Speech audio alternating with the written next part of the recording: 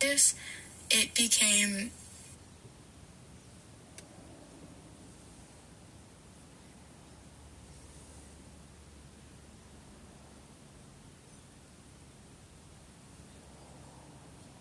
a lot of them were just pictures from their Instagrams.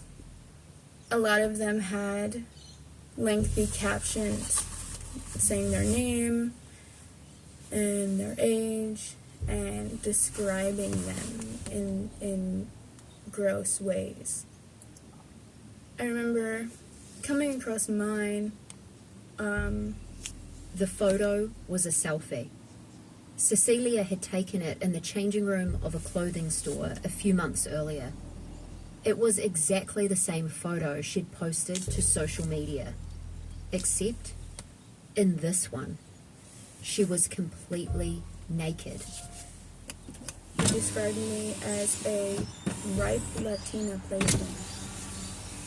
And there were others, including one of Cecilia when she was a lot younger. I remember seeing a photo of myself as a child. I was in elementary school. I had to be 5 or 6. In the photo, she has chubby cheeks and ringlets that she's since grown out of. Next to that innocent image was an erect penis. Just resting there, like it wasn't inches away from a digital image of a child's face. She started crying, describing it as that kind of cry where you sound like you're dying. It was such a terrible feeling. I remember looking over at my boyfriend at the time, and he looked back at me, and we didn't share any words, but the look in his eyes. Several young women shared a similar experience. I felt gross. I felt like I needed to take a shower. I felt like I wanted to cry. I wanted to throw up. I wanted to scream. I didn't really want to look, but I had to look. It was the most horrifying thing, but you just can't look away, like a car accident. But I'm the car accident. I was just like paralyzed on my couch for hours because it felt so surreal. And then that's when I went to my mom and I was like, there's like a whole thing going on. The news came while they were working a shift at their retail job or sitting at home watching New Year's Eve celebrations. Others were away at college parties and ran home in tears. In all, more than 40 young women found themselves living some version of this story. And they weren't strangers. Most knew each other from MacArthur High School. They were on the same cheerleading squad, or they lived a few doors down from one another. So what are the chances that they were all targets of someone they didn't know? That this was all just a weird coincidence? Absolutely zero.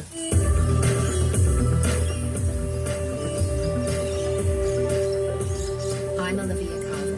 And I'm Margie Murphy. From iHeart Podcasts, Bloomberg and Kaleidoscope, this is Levittown.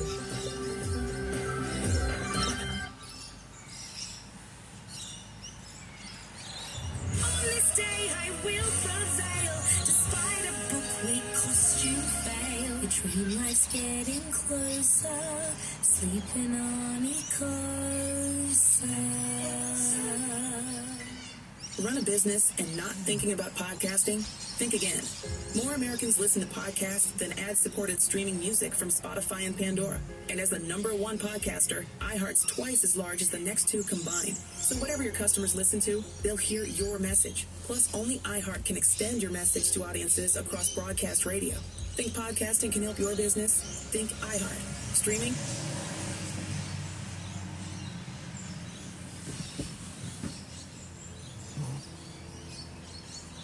Can help your business? Think iHeart. Streaming, radio, and podcasting. Let us show you at iHeartAdvertising.com. That's iHeartAdvertising.com. How could a beautiful young first grade teacher be stabbed 20 times, including in the back. Allegedly die of suicide? Yes, that was the medical examiner's official ruling. After a closed-door meeting, he first named it a homicide. Why? What happened to Ellen Greenberg? A huge American miscarriage of justice. For an in-depth look at the facts, see what happened to Ellen on Amazon. All proceeds to the National Center for Missing and Exploited Children. That night, Cecilia drove back to her boyfriend's house and called the cops. An hour later, detectives from the Nassau County Police Department were knocking at the door. She hadn't been the first to call them. They interviewed her alone, a painful process that left her wrung out. After the meeting that I had that night with the detectives, it became a little bit too much to bear. Again, that was the first night of knowing.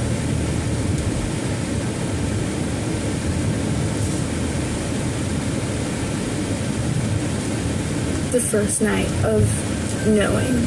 And with that came a shock and betrayal and a lot of heavy emotions. At least 4 of the young women and their parents called the police that New Year's Eve. They were told pretty much the same thing Kayla had heard all those months before. The poster was anonymous. The photos were fake.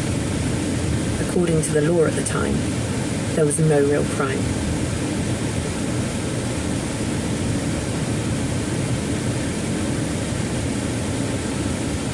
There was no real crime.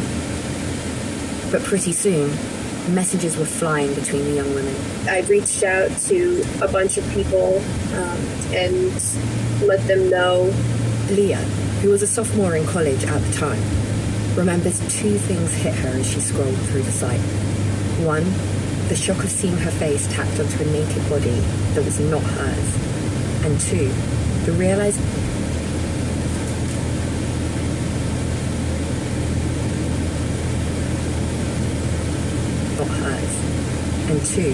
the realization of just how widespread this was. She spent hours scrolling as she saw one classmate after another defiled in the same way. It was just a whole chain reaction of girls in our community that were involved in this, unfortunately. By New Year's Day, they weren't just offering each other support. They were determined to figure out who was behind this. As they texted back and forth, the women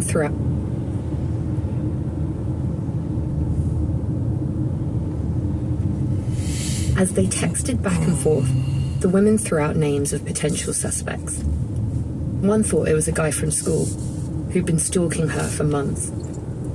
But there was another name that kept coming up. It was a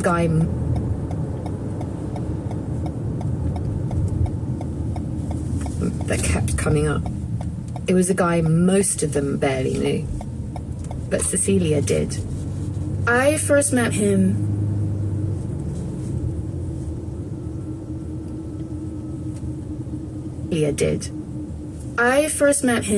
when I was a freshman in high school.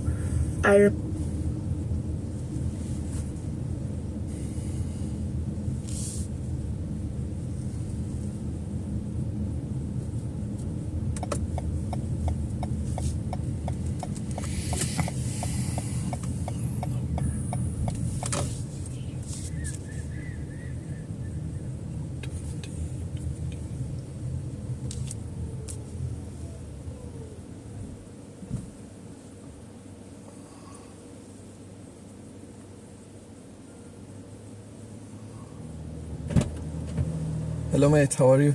Hey man. Good, thank you mate.